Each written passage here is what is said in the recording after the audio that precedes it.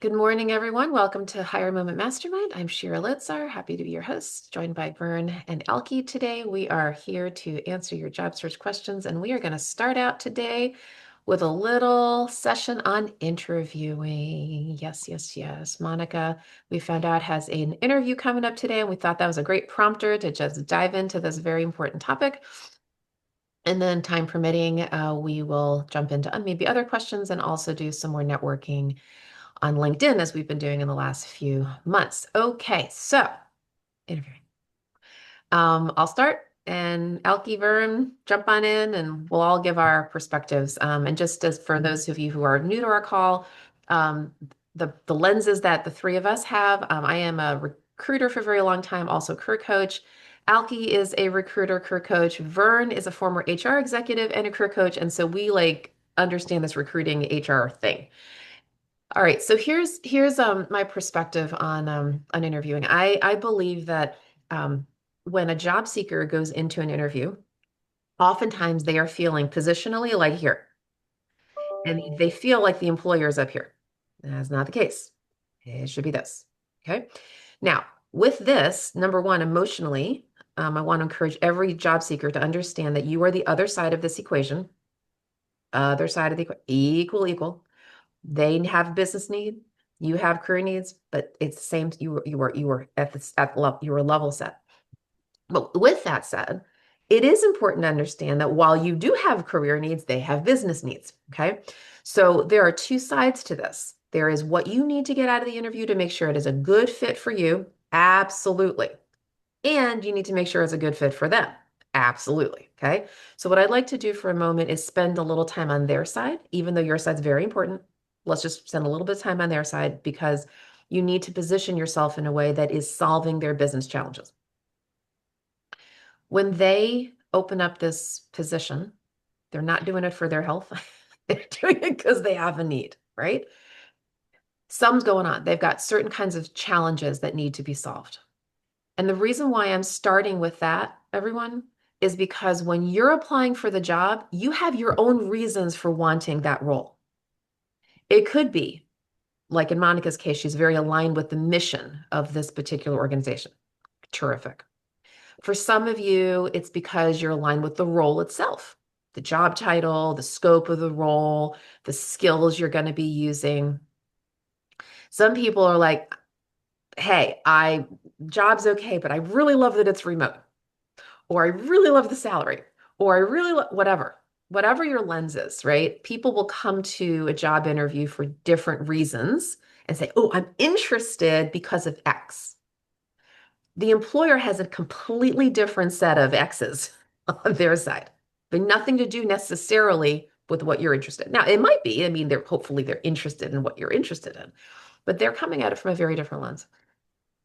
And I'm going to start out with the concept that I've shared many years now, what I call lane and community. So I typically talk about lane and community as it relates to your job search, but I want to share it as it relates to the employer. So lane is what you do, it's your profession. Your community is who you do it for, it's your industry. Where the employer is coming from is both. They want to know you can do the job. Hopefully, they'd like to know that you are aligned with their industry mission or sector. While that is not 100% true all of the time, it's often true. They like to know that you certainly have an interest in who they are and what they do, hopefully, actually know something about what they do and who they serve, right? Because it minimizes the learning curve. So, for an example, yesterday I was coaching somebody and she's in the advocacy world, like government relations, DC kind of thing. And as with most government relations folks, she has a certain set of issue areas that she knows well. And she's been in sort of I'll call it the food and beverage packaging world. Okay. So she knows all kinds of things related to FDA, EPA, things like that. Okay, fine. So naturally, she'd be aligned with roles that would be in that realm.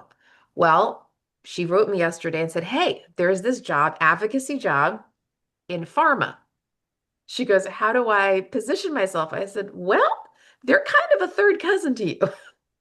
Not to say that you couldn't do the job, but they have a different set of issue areas. And the reason why I'm bringing this up in the context of interviewing is because when the employer is interviewing you, they're also listening from that lens. Do you understand their mission? Do you have any experience with their mission? Is this a mission that aligns industry, sector, issue areas, whatever? To what extent does it align? Because they have business challenges. Even if they're a nonprofit, they have business challenges that they are trying to address.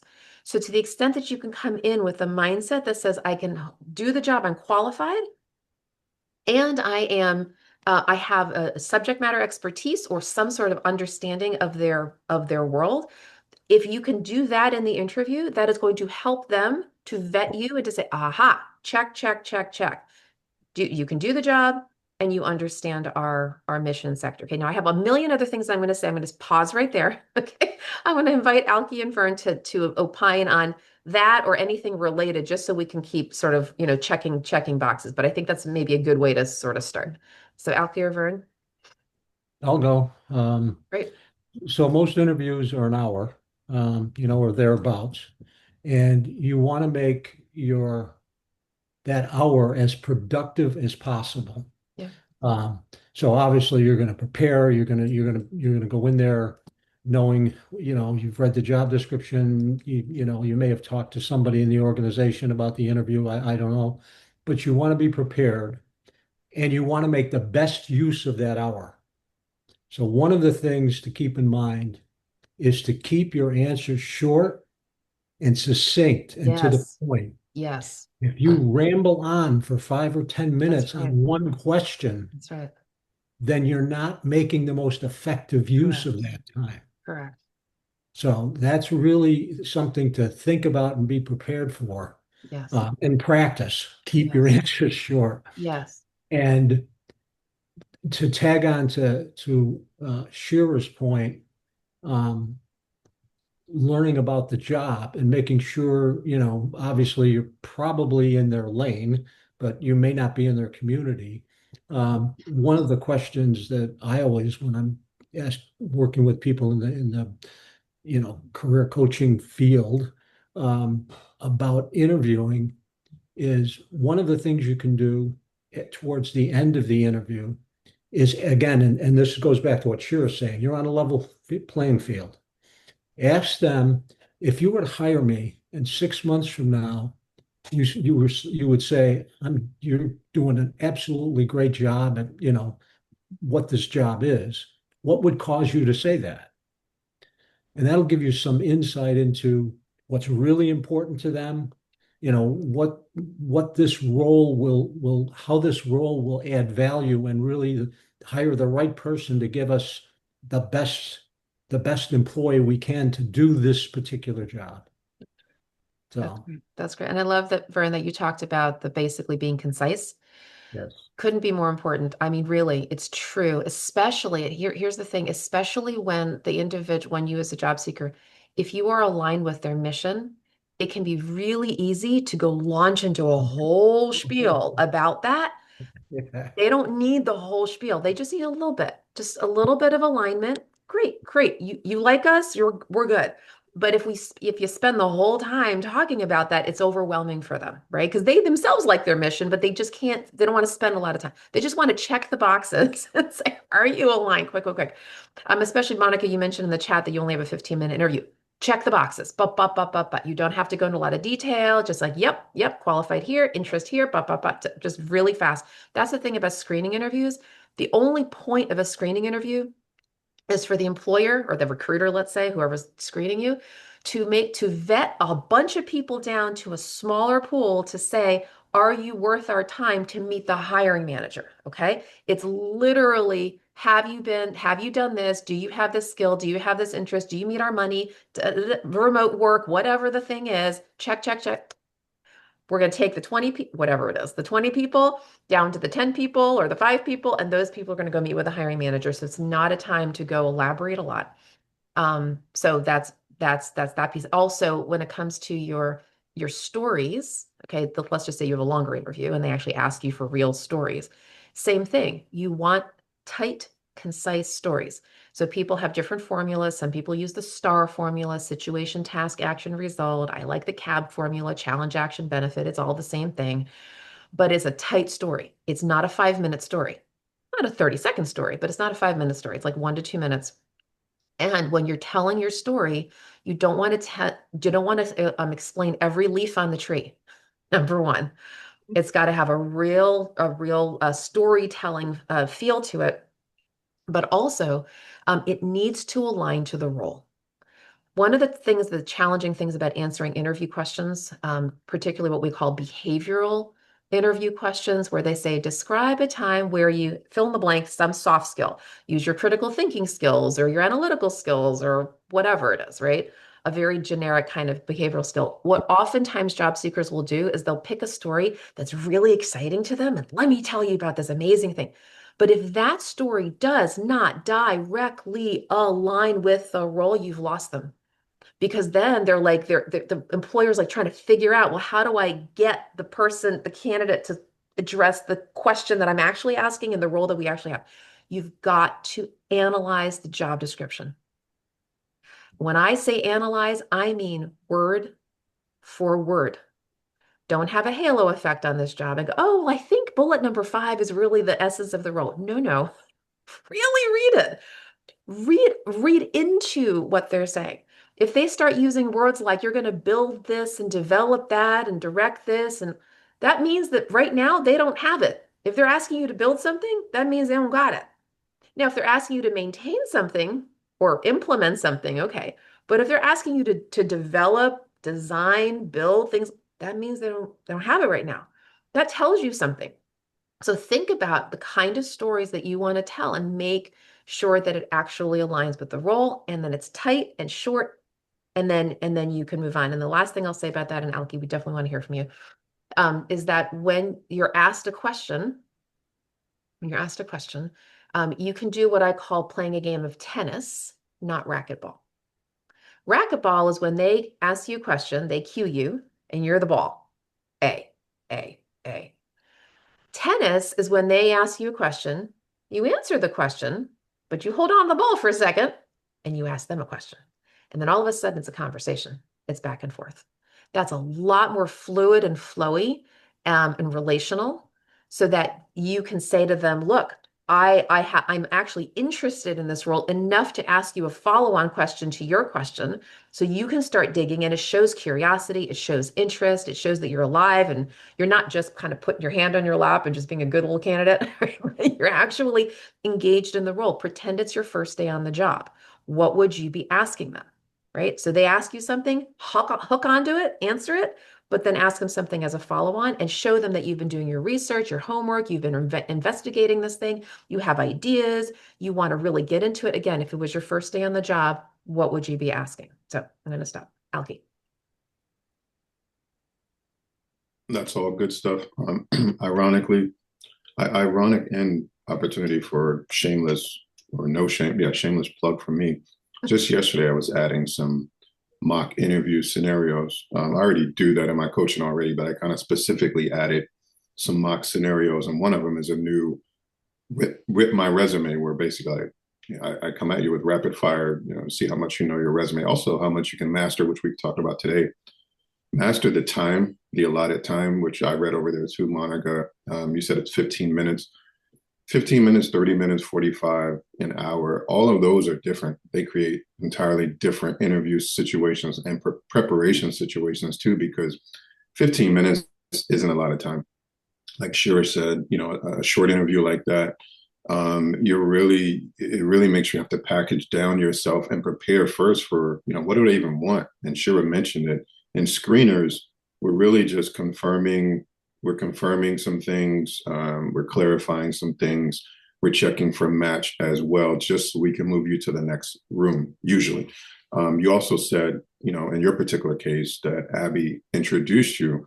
That's a whole nother scenario right there too, because what has been talked about already, who are you meeting with if you get a lead in versus if you just come in cold. So with everything that's been said, I agree fully. And then also, sometimes you never know what an interview is going to be like until you get there. You never know what their temperament's going to be like, what the climate is going to be like in the room. And I always tell people to try and match the energy and the flow and try to find that out first as well. And they might even establish it. They might even say, hey, here's what we're here for today. Once they do that, they kind of set the tone, and okay, today is not the day for my big story that I've been waiting to tell everybody.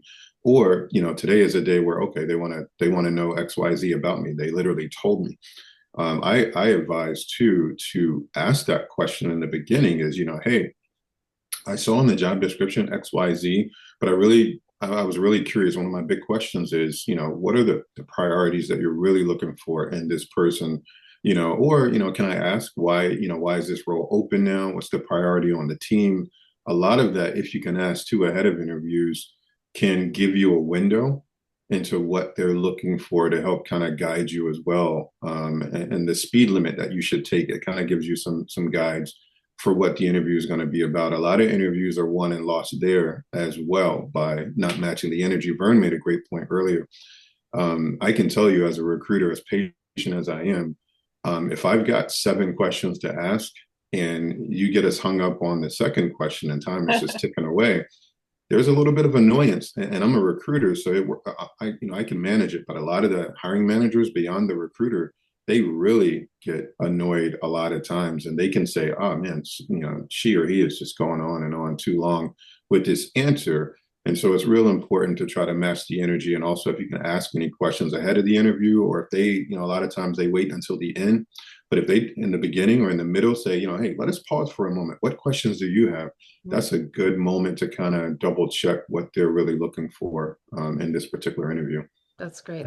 Yeah. Um, And let me jump in, Cher, because yeah. I guess I missed the 15-minute part here. So, Yeah, she wrote it. Veronica wrote it in the chat. so Monica, I know how passionate you are about, so if they said, what's your interest in this role? Right. I would encourage you to write your answer out Keep it short. and then actually, say it out loud and put a timer on it Yes. and make sure that you can, whatever you're saying, you can keep it to like say a minute, because 15 minutes, that's that's a short interview. That's exactly right. And I have a question. I mean, this has to do with serving veterans, which I'm really passionate about. But to be honest, some of my early experiences with veterans were on the traumatic, could be TV movie type side. And so like I don't want to go into the details of that. And I think a benefit is that I'm older. I'm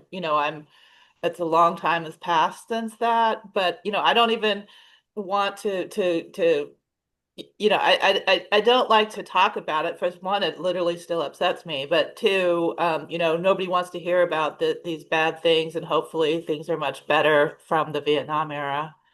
Yeah. Yeah, I would Can keep I it just, really, really short, just kind of like almost checkbox. I've had experiences here, here, here, but I mean quite literally say, a long time ago I did this, and then I did this, dot, dot, dot. And I mean within like 30 Well, seconds. no, I'm talking about things from my childhood. I Oh, mean, no, no, no, no, no, nothing I like mean, that. like I said, I mean, it's bad, Yeah, no, I would but keep it professional. I would keep it yeah. professional. If you do say anything personal, you could literally just say, for the majority of my life, I have been in and I've been Yeah. around the veteran community. Yeah. There Well, I you mean, go. I've had That's it. very positive experiences since that, I but understand. Yeah. But can I, can I just, it could be as short as just a little phrase. yeah. yeah. Just a And I phrase. was I've just been going to add around. something. And Yeah. I was just going to add something that as a combat veteran myself, veterans are very accepting of you not going into the details because they recognize how uncomfortable it makes you to go into the details. And so never feel pressure to discuss things that are sensitive in nature to you. Veterans are very welcoming of that. So, Yeah. Yeah, well, no, because I think they understand we have to compartmentalize and just, yes, move on. yes. That's right. That's right. So I would keep it super, super short, literally just a phrase. I've been around veterans most of my life in various capacities. Done. Have a passion for the sector. Done. Like really, really Okay. simple. And then you'll be fine. And along those lines, just speaking of things that are of a personal nature, it's very important that we think about, the fact that this is a business interview. Okay. You are a human being for sure. And it's important to keep personal scenarios out of the conversation. Okay. Anything that could even possibly be seen as discriminatory. You just want to stay away from personal conversations just in general. Keep things focused on the professional, your professional background, be a little personal interest of something, but like your professional background, your professional skills, your professional interests, and all of those things. I just keep everything really focused there. And I can't stress enough to everyone on the call, not just in Monica's scenario, is to, especially, if there, it's almost standard business practice as well. If they called the meeting, let them do the driving, and go along for the ride, and match. I keep saying match their energy, match their questions, match their tone, match their speed. Be aware of it. You can still let your personality and things shine through, but as a recruiter who's done it, agency, in-house recruitment, independent, working with hiring managers across the board, across all industries. My takeaways and a lot of other people's, the feedback after interviews that I hear a lot, with is those who had a great flow of matching energy, etiquette, let them drive, let them ask the questions, let them lay the carpet out, and then when the microphone is handed to you, keeping that flow in mind. Oh, did you dare ask me about my last job? Okay, I can tell you about my last job. But did you dare ask me what I had for breakfast? Okay, I'll tell you what I had for breakfast. I won't tell you what I had for dinner because you didn't ask about that. I'm gonna go back and forth like we were talking about with this game of tennis. You hit it over to the corner, so I'm gonna go over to the corner and hit it from the corner. If you want me to serve, yes, then I'll serve. It's so important because it shows them that a lot of people take this for granted, but you want to get the box checked of, hey, at minimum, they came in and allowed us to interview them. They didn't take over the interview. They didn't drive the car, grab the wheel and drive it, like what Shira was just talking about. Take the wheel and drive it down a road that they were like, huh, okay, all right. Well, we didn't ask all of that, but let us get back on track. You don't want that to happen. So a lot of times, though, everybody's bouncing and ready, and you finally got a call for an interview. It takes a lot of discipline as well to be prepared with all of your answers, but to allow them to drive the car. Shira, Yeah, I was about to say. So is it Hyder? Hyder? I'm Hyder, not pronouncing yeah. that correctly. I know you put a couple things Yes, in the good chat. morning, everyone. Yes, you can pronounce it with Y. It's Haider, correct. It Hyder? is a Okay. Middle East name. It's mean lion, Leo. Okay. Yes, Lovely to meet you. Thank you for joining us. How can thank we you help so you? much. I just yeah, posted again, my two questions on the chat. Yeah. yeah, So why? the first question, go ahead, sir. You can go ahead. What I see the questions in the chat, but I'm not sure what you're asking. I'm So the last interview, it was that was an agency. It is government agency. The manager, she asked me a question, why we should hire you. And to be honest, when I look at the LinkedIn profile for this manager, she just graduated from college and she get a position manager and I supposed to be working under her command. To be honest, I answer the same way they supposed to be answered this question, why we should hire you. But in general, I know we're not supposed to be even say that to someone less experienced than you. So how do you feel if you work with manager less experienced than your experience? How you handle it? That's a great question. That's a question that we've been actually tackling for a couple of decades now, actually. That is it's not easy, okay, for sure. But I think it's more of a mindset of what can you offer to the role? What can you offer to the organization, regardless of how many years of experience your manager has? Because at the end of the day, you're being hired to fulfill a role in a very specific way, and your manager is literally there to keep things moving, right? Not necessarily because they have to have more experience than you or teach you things necessarily. It could be that you're the subject matter expert and they have a very different role. Maybe they're there to just kind of keep the project running. I don't know, whatever their role is. So I would think of it less in terms of your experience, their experience. Are you qualified for this role? Are you interested in this role? Can you make an impact in this organization? And there you go, right? Regardless of who's doing what. around you. In fact, I will tell you, there are a lot of organizations where, regardless of years of experience, a person can come into a job and they are the subject matter expert, not their boss. The boss has a completely different lens and they have a completely different job, and they are just there to, again, keep the trains running, move information up and down, but they are counting on you to be the subject matter expert. So that's kind of that's the lens that I would use. So thoughts, Vern, Alki, others? Yeah. Yes, I, Yeah. go ahead. I might again, and that why should we hire you? Um, either be prepared to answer that question because you've read the job description, you understand it, and you're gonna say that. If I might have said it earlier. I mean, you can ask them, what does success look like in this job? But if there's, I wouldn't. That probably wouldn't be the right question to ask early in the interview. But at some point, ask that, and then again respond as to your experience. Given your experience, how well you're going to be able to do that. So, That's nice, to be honest. Yes, that's very nice. And I just one more thing I crossed my mind and I forget it when you say what does the success look like. Okay, so if you have a scenario, if you have been working in an agency for 6 years, 7 years, and you see other people they get a higher position, and you finish all your tax book, and they supposed to be open a manager tax book for you, but they keep manipulate you, the HR, your point of record supervisor, and they refuse to open a new tax book for you to be a manager. What would you do? You stay in this agency or you leave them? He's asking all the And by good the way, this has questions. happened with me. That's happened with me with FEMA. That's happened with me with FEMA for 7 years. And even I found out my salary is less than other coworker salary. And always when I ask why, my point of record supervisor and my logistic chief, this is federal agency. The response, it's always, it says from very official people on this toxic agency. It says always, if you don't like your salary, if you don't like your position, you are more than welcome to go home.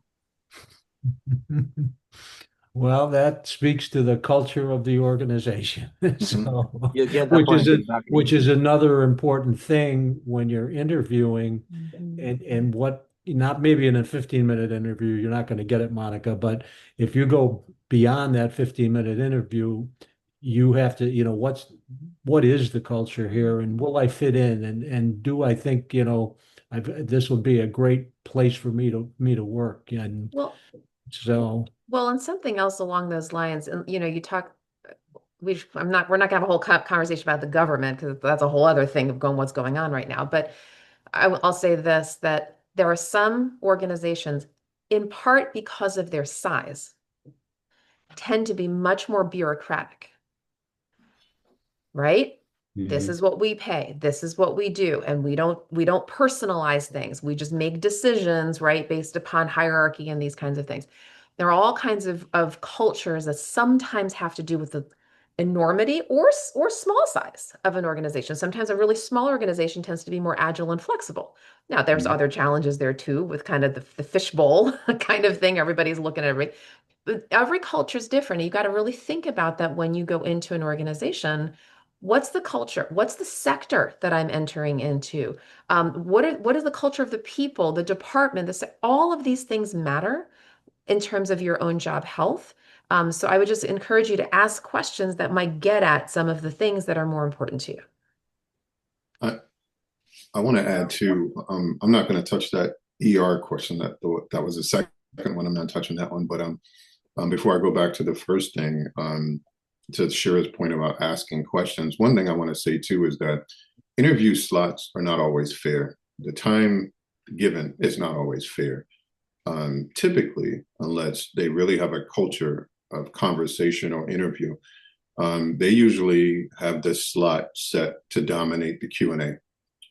They probably, allot themselves to ask 10 questions. They've got them scripted, and they leave you like about 14 seconds to say, all right, what questions do you have for us before we move on to our next interview? So it's definitely not always fair. And I think good interviewing, which is really just good conversation. And if you've been in the workforce for a while, you've had meetings before, you understand why you're here, you understand what the goals are. It's just this interview thing where everybody kind of gets into this different mode in an interview of like, oh, it's an interview, we have to ask these questions, versus really what we're here for is to find out, can you do the job? Are you a good fit? Would this be a great investment for us? Tell us a little bit about yourself, all those types of things. It doesn't always work out that way. And a nice picnic basket with flowers and oranges and sandwiches and all of that. So it that's why it goes back to really listening to and sniffing around for what the tone is that they set of the interview, because that first question, why should we hire you?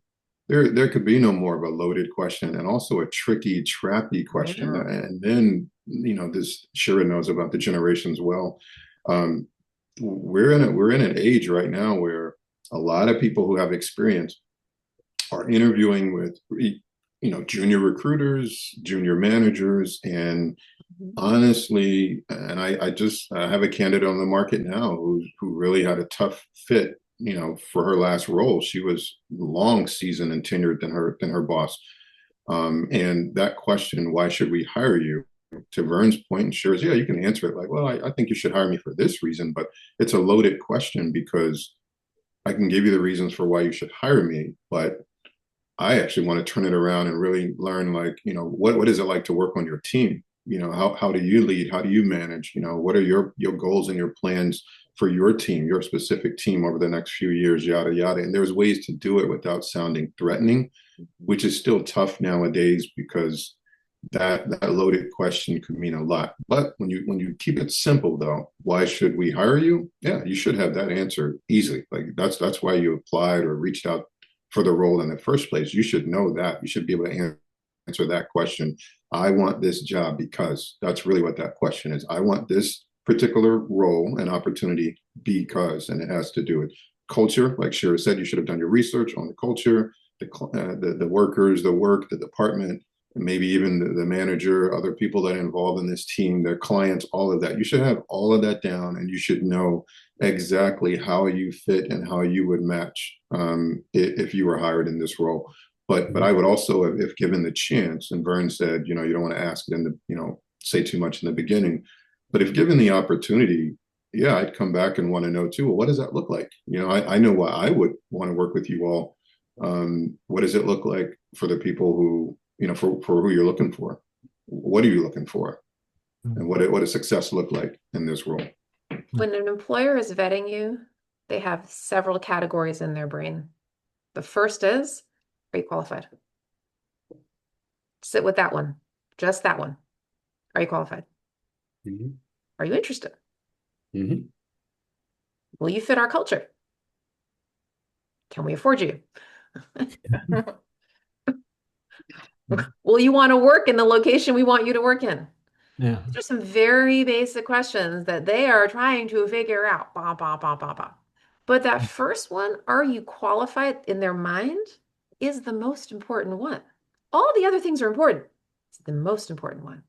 And one of the best things that you can do in your preparation, and there's a lot of things that you to prepare, researching, all these things, but one of the best things you can do is going back to that job description. Remember I said earlier, read it, read it, read it, but read it for different reasons. One of the things you need to read it for is, am I really qualified?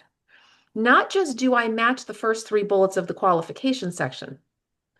Really read the description, the summary, the responsibilities, and look down. And you might even want to do like a stoplight, red, yellow, green kind of thing.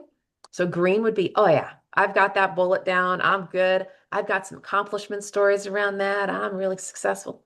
Yellow is like, well, yeah, I've got some experience, some familiarity with it.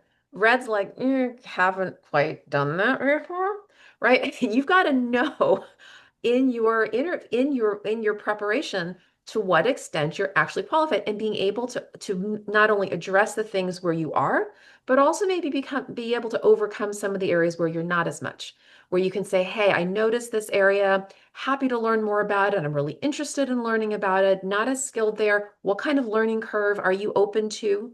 Remember, you want to set yourself up for success. This isn't just about getting a job. You want to keep the job. You want to be happy in the job. You want to be able to be successful in the role. And so it's not just saying, yes, I can do it, please hire me. You've got to ask some questions around their expectations, their goals, the learning curve, they're open to all of those things are important, but you start by really, really reading the job description. It's a tip for you. Yeah. What about the Yeah, and commute I and just wanted to say something. It was a while ago that Hader brought up, what if the manager is a new director, doesn't have the experience that you do? One of the things I've learned in that situation is you don't want to sound like an expert and you're going to overflow. Yeah. You have to be more empathetic in your questions, that you're going to do it together, Mhm. that you're not going to drive the Yeah. person. Yeah, that's great. So that you're not intimidating to them, basically. Yes. Yeah. Yeah. How, So it's a how, humility stance, really. yeah, yeah, Yes. yeah. How, in this role, how will I, help you and the rest of the department be successful? Those types of things. There's one other wild card here in this whole interviewing um, process, and that wild card is the person interviewing you, and how well they do know how to interview, or how well they don't know how to That's right. interview. That's right. Okay. So I'll give you an example of asking a question. The last interview I had for the last job I had, it was with someone from the C-suite, very experienced professional. And for the first 5 to 10 minutes of the job, he was telling me, it's going to be so difficult to replace. This was for the senior VP of HR. It's going to be so difficult to replace Howard. Everybody loved Howard. And he's going on and on and on and on about Howard. And I'm sitting there going, okay, when are you going to ask me a question? I said to him, I said, can you tell me a little bit about why people loved Howard so much? Mhm. And so once he got into the specifics, then, we've talked about making it a tennis match. Then I was able to ask a question Mhm. and give, then give an example of something that I did that matched that experience. So hopefully you don't run into that, but it will happen if you're doing enough interview. It probably will happen at some point. I don't think so in a 15-minute interview. That's going to be pretty much to the point. So. That's great. Abby asked a question, and I was going to say, since Vern said it, I know I was talking about letting them drive, but also there are times you can open the door and jump out too, or you can ask, hey, did we just pass? Didn't we just pass the airport? It looks like and there's ways to steer them back, because yeah, they're not always professional recruiters. A lot of times they have one-track brains. They could have had a plan to talk to you at 3 today, but then today turned out to be a loaded day. They're stressed, and now they're just thinking about something else. So just because which is why it's important also to kind of see how they're coming into the interview. I see Monica's hand, but Abby had asked about salary range, Shira, versus giving a hard number. Sorry, you put that in the chat. Yeah, Abby People put it in ask the what I'm chat. I'm looking for sorry. in salary. I never give them a number, but you ask them for a range. Is this the best profession? No. Okay, so shall we have the salary conversation? Let's have the salary conversation. Okay. Monica, so if you can hold your question, if it's okay, great. So first of all, we should go higher level, okay, and just talk about where are people coming from, what salary, and how do they do that these days. So we have about, I'm not going to say 50-50, but let's just call it 50-50. 50% of employers are posting a range and 50% are not. That's not really true, but let's just say it that way. The people who are posting a range are ones who are typically trying to fall in line with something that we call pay equity. About 20 plus states in the union that actually are requiring employers in that state to post a range to help basically level out pay discrepancies for people who tend to be more marginalized. Okay. So, and by the way, not everybody does a realistic range. I mean, sometimes it could be as ridiculous as like 100 to 200, but because they're just checking a box. They're like, we had to put a range, so we put a ridiculous range. That's really no range at all. But they might even put something normal, like 120 to 150 or something. In that particular scenario, just that first before we address the ones that are where they don't post. In that particular scenario, they oftentimes don't want to pay the top end. Okay, they're trying to go for maybe sometimes a middle point. They can pay the top end, But understand too, you don't know this, but even when there's a top end, 90% of the time, there's what I call the little in parentheses number behind the top end, another 10K. So if they put 120 to 150, they can usually do 160. They don't tell you that because it's a good business decision for them not to do that. They're trying to get away with whatever they can get away with. That's just a business. It's like buying and selling a house. You're not going to tell if you're selling the house. You're not going to tell everybody, oh, we can go $20,000 less. You just see if somebody negotiates with you. Can you put your ideal number out there? So they do the same thing. And so they'll usually have that 10K. If you really are at the top of that range and they ask you in the upfront, hey, are you in our range? You can say, yes, I am. I will tell you that I'm actually at the top of your range, if that's true. You can even say, actually, I'm a little bit above your range. Do you have any flexibility? And you can pre-negotiate that offer. I'm not saying what the number they're going to give you, but you can already put it out there that, hey, I noticed you said 150 is the top. I'm actually a little bit above that. Do you have any flexibility? And they'll go, well, maybe. That usually means that they do. They're not saying no. They're not saying firm and final. They're saying maybe. Now, I will tell you with the government and with some kinds of large corporations, you will know that they really don't have any flexibility. Here's how you know that. If they don't put 120 to 150, if they say 121,535 to 152, if they give one of those very specific numbers, then they don't have flexibility. And typically that's government, or if it's like a contract, maybe it's a nonprofit that has a government grant or something like that, right? Where literally they have to stay in the range, they don't have flexibility. But if they just put the round numbers, usually they do. Okay. So again, you can push for the other side. Now let's say they don't have a range. So first of all, when it is not couth anymore for employers to ask you for your most recent salary. Okay, that is not usually done anymore because of all the pay equity rules that we have in this country. But they can still say, what are you looking for? Okay. Here's the official. Ready? Never, ever, ever, never, never, ever, ever, never give them a range. Never. Nope. Nope, nope, nope. They will try to give you the bottom of the range because they think they can get away with the bottom of the range. So do not say 120 to 150 or 130 to 150 or anything like that. What you do want to say, and you want but this takes some thoughtfulness. You want to give them what I call your happy dance number. Now that for everybody, that's a little different in how you say that. Okay. So if you want to look at the market, look at your own salary history and and the sector, really look and see what would be, you believe, a realistic high-end number.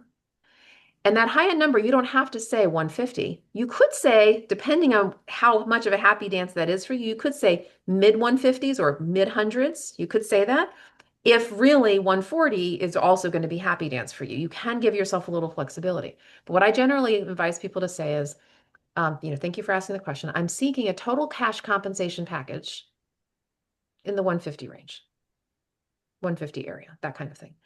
But that number really needs to be your happy dance number, not your bottom number, meaning you're really comfortable. And of course, benefits factor into this too, right? As far as like how much healthcare is going to cost. There are all these little nuances. So what I'm sharing with you is not the exact way, the exact formula, other than you're trying to get them to see that you are at a certain area. When you do that and you say, I'm seeking around the one or around the 150 range, one or two things is going to happen. Either if 150 is completely fine for them, they'll say, great, thanks. And they'll move on. They won't even say anything. Like you've checked their box. If it's not, if you're actually above their range, this is how you're not pricing yourself out of the market. Because hopefully they're still interested. They're interested. They're interviewing you for a reason. They like your background. They don't want to lose you. Okay. They'll say, oh, well, we actually can't go to 150. This is when they'll actually fess up what they really want to pay. We can't go to 150. Actually, we're really more around the 135 range. Do you have any flexibility? Then they'll ask you, do you have any flexibility? And then you'll say, well, yeah, I'm presuming that is okay for you. You say, well, look, I'm seeking a total compensation package in that range. Can we talk about benefits? Now you can bring up the benefit situation and you can go back and forth a little bit, talk about the 401k match, this and that, vacation, blah, blah, blah. So you can do that if the top that you want is not something that they can do. But it opens up a conversation. Now, here's the other thing too. you are now saving yourself some time if you really are $50,000 off. That's why actually you should want them to talk about salary quickly because you are saving so much time. If you really want 150 and they can only pay 100, that's a very big gap to bridge. Okay. So it's actually a good thing. You should welcome the conversation if they start asking it about quickly. But if you're within 10, 20,000, sometimes that can be, finagled. But if it's a big range, then that's something you want to address early. So that's my little speech on that. Alki, do you want to share something? Yeah, and I'll keep it simple with that, and I'll admit, money's funny. Money is a funny conversation. And listening to Shira just had me thinking that there's really two money conversations. One is a really, really quick one, like, are you in or are you out?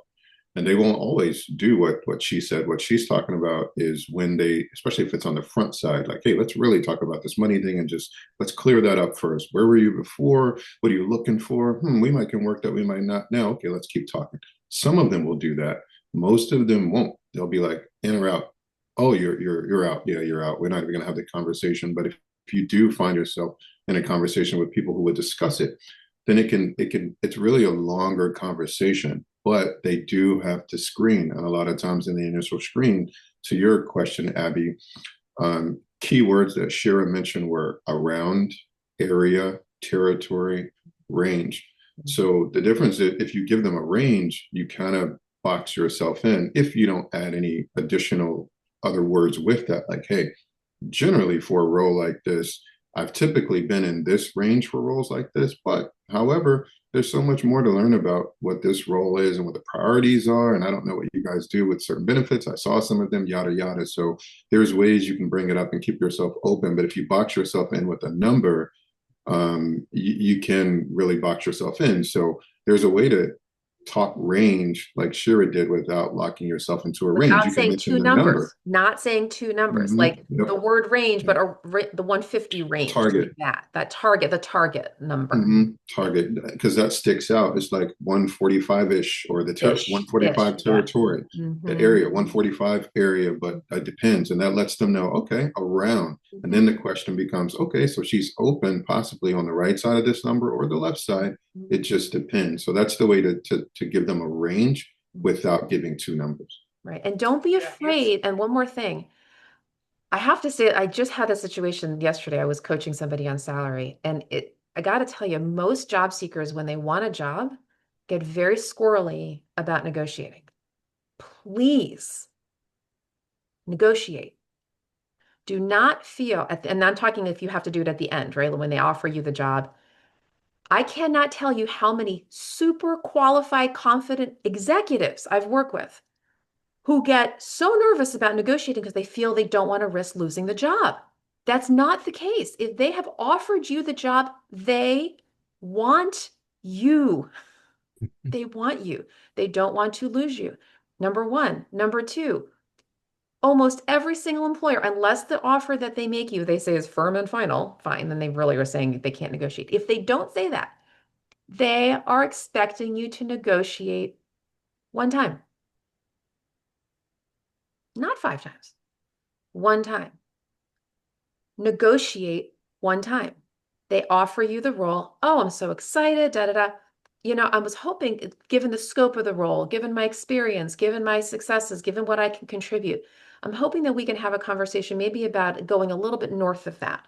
And then you give a little north. Now, if they offered you 150, don't say my counter is 250. That's ridiculous. Okay. But it could be 165. Now, I'm not saying they're going to give you 165, but they may meet you in the middle, right? A little bit. Just try a little bit. They will respect the fact that you're trying to negotiate. I'm telling you, they will respect that unless they have said it's firm and final, or if it's a contract, or they say that is what it is. But if they don't say the words firm and final, generally speaking, and you know what? Even if it is firm and final, even if they say 150 and they really meant 150, if you're asking for a little more, they're not going to rescind the offer just because you asked for a little bit more. You're not saying, I demand this and this is my ultimatum. It's like, is there any flexibility here to go a little bit above this number? And here's why. Is there any flexibility? And they'll say, well, actually, there's not. Okay, can we talk about something else? Maybe an extra week of vacation, Is there anything we can do around the commute? I don't know. Parking. Is there anything else we can do? And oftentimes, like, oh, well, actually, yeah, we can add a few days of vacation. We can do this and that. They will appreciate the fact that you're negotiating, but you're not doing it in an ultimatum kind of a way. You're just asking. Just ask. The best time to negotiate is when you get the job. After you get the job, you're typically going to be given COLA, cost of living increase, 2 to 4%. Best time to negotiate is right there when you get the offer. One of the things that I I'm mean, able to, they're either going to say yes or no. Right. Like Shira said, they've already offered you the job. Right. And They want you. They want you there. They want you there. So Yeah. They yeah. only rescind if they're feeling like you're being belligerent or what. No, but negotiating one time is perfectly normal, natural, and expected. so one of the things that I've done over the last 25 interviews this year I've had, and it's worked every time, is say the first interview with the TA or the recruiter, and if they ask about compensation, what are you looking for? I deflect it by saying it's not all about compensation. It's about the challenge of the job, the company. And then I ask them, so what's the salary range? And when they give the salary range, I say, okay, because I know if I get offered the job, I'll negotiate later. But I'm not giving them something in the range. So And that's interesting. So Mike, every time they have actually told you what the range is? yes, Good. So that is a reflection of what's been going on in the market because there is so much of a push these days in the country to give ranges. More and more employers are offering that. Now, 20 years ago they didn't. 20 years ago they would still push it back on you and say, "No, no, we want to hear from you first." So Mike, that's a really good reflection and that's perfectly fine. You can do exactly what Mike said and have them fess up the range before you do. There's nothing wrong with that, right? And just remember though, when they give the range, they don't typically meet the top end is not really usually the top end. There's usually a little. So if they say, Mike says, okay, so what's the range? They say it's 120 to 150. You can say, well, that's really interesting. I would certainly be at the top if this is true. I would certainly be at the top of the range. And actually, I think we might need to expand that a little bit because of my experience and blah, blah, blah. Do you have any flexibility above the top? And you just listen to say, they say, well, maybe, or actually, no, no, no, we really can only pay 150. Okay, then at least you know. But that's perfectly fine to do what Mike is suggesting. Okay. It's rare that 25, you're 25 for 25. That's rare. That's amazing that they did that. I'm like, really? Okay. I've never Amazing. heard of that. I hadn't heard of it, but 25 times as well. But it could have a lot to do with industry, title, level, yeah. all of that as well. Yeah, they won't always say it, but it's fine to ask, Monica, I know you probably have a very different question.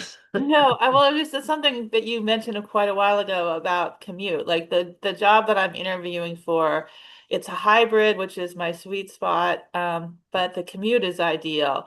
And so, I don't know, if that's something to emphasize. I wouldn't overemphasize it. Yeah. If you say it at all, I would say it in one little phrase. By the way, the commute is ideal. Done. I guess the point is that anytime they ask you a question, they're looking for just the answer. They don't have to have a whole thing. So if you could just say it, great. Just letting you know commute's ideal. Less Okay, is more. Less is more. Less is more. Okay, Yeah. but I shouldn't bring it up unless they bring it up. Then Yeah, don't even bring it up. They will assume you're fine unless they ask the question. If they have a hesitation, don't even bring it up. It's if you see I live in Greenbelt, you can figure out that it's that's right. They probably won't even ask you. I'll say it again too. As a recruiter who has called the meeting, I have certain questions that I know I want to ask and get through. There are some things I want to accomplish in the call. And especially if it's a short call, 15 minutes, 30 minutes, that's not a lot of time depending on how the questions go. And so the other thing, again, since I called the meeting, I want to control the flow of the meeting. I know where I'm going unless I lay it out for you too. Like, hey, today we're going to talk about X, Y, and Z. And I just got a couple of questions. And then towards the end, I'm going to give you an opportunity to ask any questions you have. Which is kind of how I do. I kind of lay it out at least to give them an idea of where we're headed. So then they know, oh, okay, so there's going to be questions at the end. I'll just save my question unless there's a good opportunity for some good back and forth, and for me to ask a question. But to Shira's point too, like I wouldn't add anything that hasn't really been asked because Yeah. I could be thinking, oh, wow, I'm going to advance her. And so far, she's the best candidate I've talked to. But then if you introduce something new, I'm going to be like, oh, you want to talk about hand grenades? Oh, okay, that's interesting. You just blew yourself up in this opportunity because, yeah, I didn't want to talk, but go ahead. Let me go ahead and let you, you know, kind Keep of it shoot simple. yourself in the foot. So Keep it let simple. let them drive. And it's kind of like, they're asking you a question, but you're like, how can I do the 1/3 version of this question? Or they offer me pie. I'm not going to eat the whole thing. They told me to eat as much as I like, but nope. I'm going to have one slice. I'm going to take one bite of that slice and then see, like, do they take a second slice? Okay, if they do, then I'll take a second slice. Mhm. Keep Yeah, it, and keep it in tight. all my years in HR, well, obviously people put their address on the resume, or at least they used to. Um, I didn't care where you lived as long as you showed up for work, right? So I mean, the employer's assuming, if I offered you a job, you're going to show up every day. Right. Uh, so, I will say, because it's been happening at least my last 10 years. Now, I have been smart enough to look at a resume and go, okay, I know what that means. This job is in Alexandria. You live in Baltimore. Mhm. Um, that's important, and it isn't. A lot of hiring managers, especially, they look and it jumps out to them like, whoa, Greenbelt, this job is in Yeah, Springfield or something like that. To them, they're like, how do you make that happen? Now they're in the car with you figuring out your recruit, which part of it is really none of their business, but at the other hand, it is, because they also could have just had an employee in that role, and that's the reason it's open. They had a problem getting to work. that's right. So it really depends. I know I always like to have folks, if it was hybrid, it doesn't kind of matter, because as long as you can come in on those 2 or 3 days that we need you to come in or whatever it is, that's what's important. But yeah, that I wouldn't mention anything. And sometimes, if you live outside of a 30 to 40-minute thing, sometimes you definitely don't want to push that too much, because to my experience, 30 to 40 minutes, especially if we're talking DMV, but it could be anywhere. 30 to 40 minutes is kind of the tricky Normal. spot of like, oh, that could be a problem. Any beef, and that I'm glad you brought this up, Alki, because I know a lot of job seekers, particularly ones who are in job transition, where it's like I got to get a job. A lot of people will apply for roles in locations that are like actually not sustainable, where it's like, oh, let me just interview. I'll figure it out. I was coaching somebody very recently who lives in South Riding, which is down 66, applying for a job in Columbia, Maryland. And I was like, really? And he's like, oh, well, I said, slow down. Let's think about this.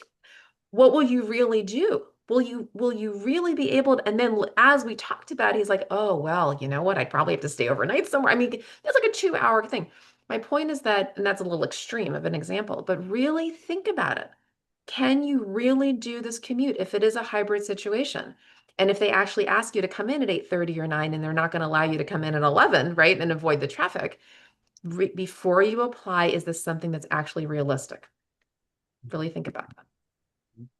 And the unfortunate thing is, a lot of times they make the decision for you, which is why I tell people sometimes it's not you, it's them.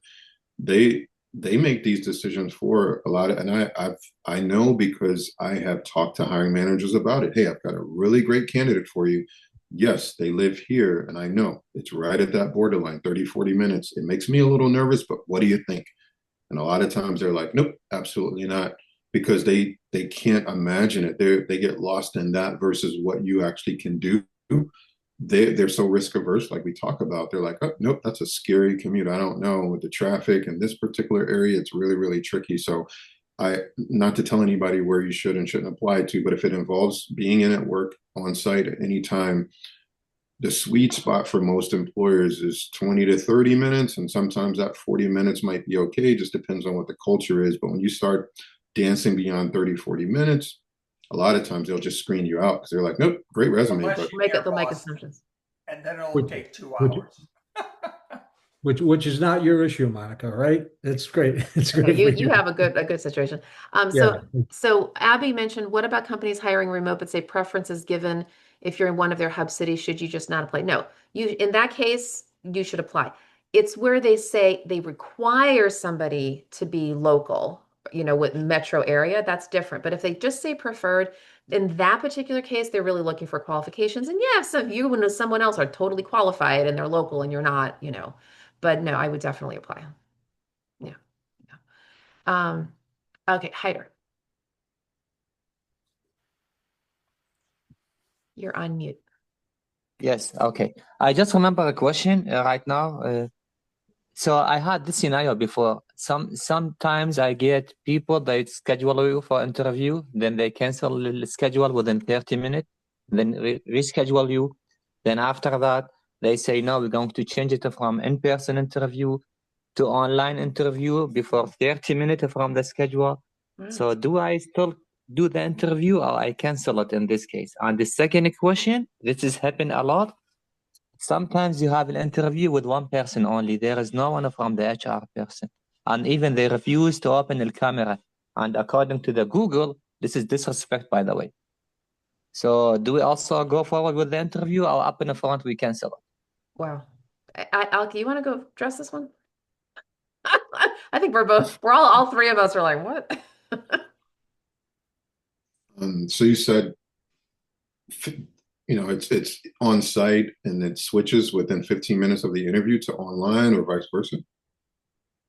Or they schedule and then they schedule the interview and then they cancel within 30 minutes and then they Yeah. shift it again to that does So, not sound like a very so, responsible company. so, okay. That's, by the way, Department of Public Health. Hmm. So, all right, it's up to you. You want to have the conversation. You never know what can happen. You look at it and you're like, well, that was pretty interesting. And then you're like, yep, I can still do it. It's on you. Like, yep, I can still have the conversation. And if they show up, they show up. But you could also be making a note like, okay, was that just a blip? And I can be understanding because things happen and they do change things. You make a note and then you watch for signs to see, if in the interview something else crazy happens. But even then, it's still up to you. Like, hey, yeah, it seems a bit weird and crazy, but I still want to have the conversations. I still want to stay in the process. Totally up to you. But it is good to observe those things because that could be signs. It could be signs, but also things happen. Just like when you're trying to go on site for an interview and you call ahead and say, "Hey, ran into some traffic. I'll be there." So things happen. The things this happen, they give excuse the office. They have a new office, and this excuse after 2 weeks, they give me the same excuse. Okay, I get this. Second question, because as I understand, even when you Google it, this is when you're supposed to have interview, they're supposed to be at least 2 people or 3 people on the interview, besides someone from the HR. But if the person, this is the only hire manager on the interview, and also they refuse to open the camera, and this is also red flag. Do you still going to go forward to do the interview, or you just up in the front, you cancel it? Because I can tell up in the front you're not going to be selected. You can ask, if you notice things, you can go, hey, still available for the call, but I noticed, two people were dropped off, and I just want to confirm is this person going to be in the interview or not? So again, it's still personal choice, but you also can ask, hey, I noticed a change and just want to confirm who I'll be speaking with. I know initially I was scheduled to speak to X, Y, and Z, but I see that it's just going to be X today. Is that still, correct? And something else, a broader topic I think we should bring up. The way that a company recruits may or may not be reflective of the actual corporate culture. Here's why. Recruiting is a very specific discipline. Some companies have a very refined process. A lot of people don't. You could have the most fabulous experience in the recruiting process and get there and it's not the right fit. You could have a really not good recruiting experience and it's a wonderful fit. Because the way that people recruit, it's its own discipline. right? Whether they use a third-party recruiter like me or Alki, whether they have an HR person who's very, very busy, who doesn't really know how to recruit, and they're just trying to mesh. Maybe they don't even have an HR department. They just have a hiring manager who really, really doesn't know how to recruit. They don't necessarily have processes down. Then there's the whole Zoom factor, Hyder, right? Camera, no camera, this, that. A lot of people are really winging it these days. Okay. Scheduling changes, hiring managers change, it can get very, very complicated. There is no one way to recruit. Not the questions they ask you, not how they schedule, do they respond, how do they follow up? All of the things that are important for a candidate are all bets are off in terms of the employer. So what I like to say is pack your patience. If this is a role that you're interested in, just get through the process. Okay. The more important thing is, how do you connect with the hiring manager? How do you connect with your teammates? Are you asking good questions that really help you to figure out, once you're on the job, is it the right job? Rather than focusing on the recruiting process, it may be some red flags, I get it, but I would really much more focus on the meetings with the hiring manager and the team. Hope that's helpful. Yeah. Yeah, everybody does it a little bit differently. Everybody does it differently. Everybody does it a little bit differently, and as it Shira said, you just go with the flow. Depending, as long as it's a job you are really interested in, and it's a job you really want to pursue. That's right. Yeah, you just have to kind of accept that, this is the way it is. Yeah. So, Again, I've even had it where, an employer, a candidate will like love the recruiter, but they don't get to work with the recruiter every day. They work with the hiring manager. Or they don't like the recruiter, but that may have nothing to do, right, with how much they're going to enjoy the job. It's just a part of the vetting process. That's all.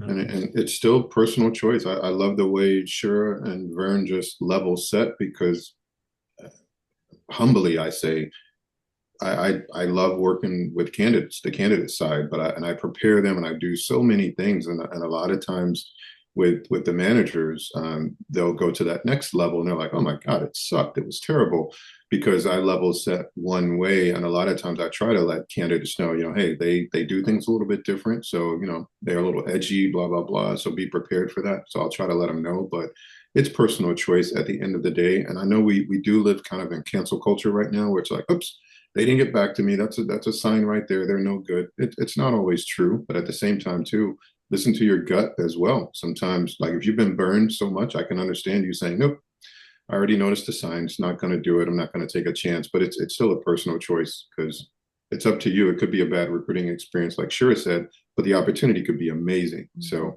that's right. So sometimes you just have to push through the recruiting process to get to the other side. Yeah. Hyder?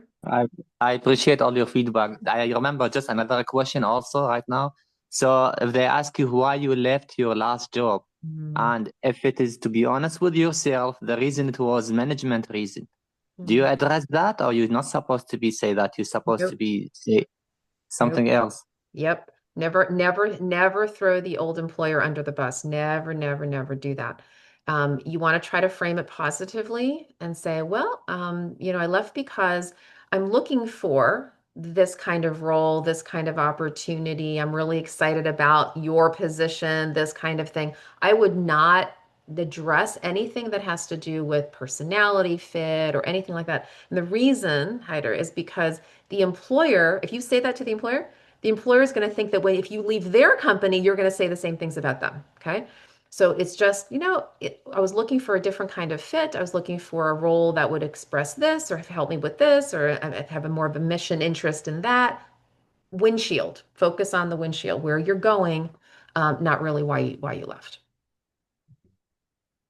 unless there was like massive layoffs or something That's like different. that, which That's is different. safe to talk That's safe, about. for sure. For sure. But yeah, and I know we're at the end here, but for everybody, there's cues too that everybody listens to, that if you don't say the exact term, like, yeah, it was my manager, there's like a lot of times if you're like, oh yeah, looking for healthy leadership, I'm really looking for a healthy environment. If you keep repeating that, it may make some people wonder, like, wait a minute now, you've mentioned that like 6 or 7 times. We do have a healthy environment, but wow, that seems really important to you. It could be really tempting to be like, yeah, because the last place I worked. Don't do that. Don't go into that piece. Just say what you're looking for. Focus there. for sure. All right, good. So we're kind of at time here. So we'll go ahead and wrap up. Thanks everyone for joining us. For those of you who would like to stay on the call, I will lead you all in a short prayer call. But for everyone, we meet every other Friday from 9:15 to 10:15 Eastern. You're welcome to invite your friends, colleagues. We are here. We got lots of room on Zoom to help everyone. Okay, so everyone have a blessed day.